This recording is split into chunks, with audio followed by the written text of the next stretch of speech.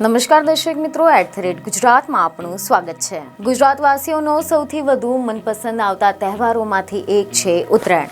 જાન્યુઆરીની શરૂઆતથી હવે ઉત્તરાયણના દિવસોની ગણતરીના જ દિવસો બાકી રહ્યા છે। ત્યારે હવે આવામાં ઉત્તરાયણ નજીક આવતા જ પતંગ રસિયાઓને એક જ ચિંતા હોય છે કે આ વખતે પવનની ગતિ કેવી રહેશે। પરંતુ હવે તો આ ઉત્તરાયણ પર પતંગ રસિયાઓ માટે માવઠું પણ ચિંતા વધારી શકે તેવી સ્થિતિ સર્જાઈ છે। જી હા, કારણ કે ઉત્તરાયણ અને વાસી ઉત્તરાયણ સમયે હવામાનમાં મોટો ફેરફાર જોવા મળી શકે છે। આ અંગે હવામાન નિષ્ણાંત અંબાલાલ પટેલે 12 થી લઈને 18 જાન્યુઆરી દરમિયાન રાજ્યના કેટલાક વિસ્તારોમાં માવઠું થવાની આગાહી કરી છે તેવા અહેવાલો મળી રહ્યા છે।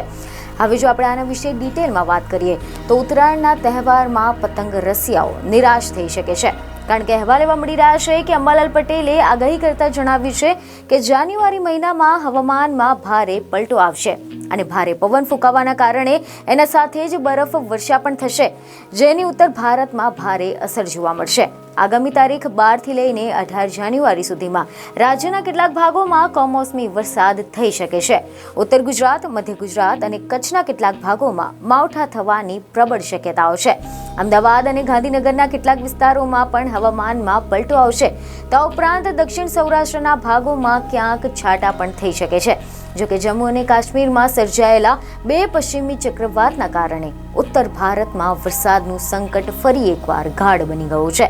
ત્યારે હવે આવામાં મીડિયા રિપોર્ટ અનુસાર એવી માહિતી મળી રહી છે કે હવામાન વિભાગે પણ આગાહી કરી છે, જેમાં તમને જણાવ્યું છે કે જાન્યુઆરી મહિનામાં સામાન્ય કરતાં વધારે વરસાદ પડવાની શક્યતા છે। સૌરાષ્ટ્ર, કચ્છ અને ઉત્તર ગુજરાતના કેટલાક ભાગોમાં સામાન્ય કરતાં ઓછો વરસાદની આગાહી કરવામાં આવી છે, જ્યારે ફેબ્રુઆરી અને માર્ચ મહિનામાં સામાન્ય કરતાં વધારે વરસાદ થવાની આગાહી છે। સૌરાષ્ટ્ર, કચ્છના મધ્ય તેમજ દક્ષિણ અને ઉત્તરના સાઉથ ઇસ્ટના કેટલાક ભાગોમાં સામાન્ય કે સામાન્યથી ઓછા રહેવાની પણ પૂર્વાનુમાન કરવામાં આવી રહ્યું છે।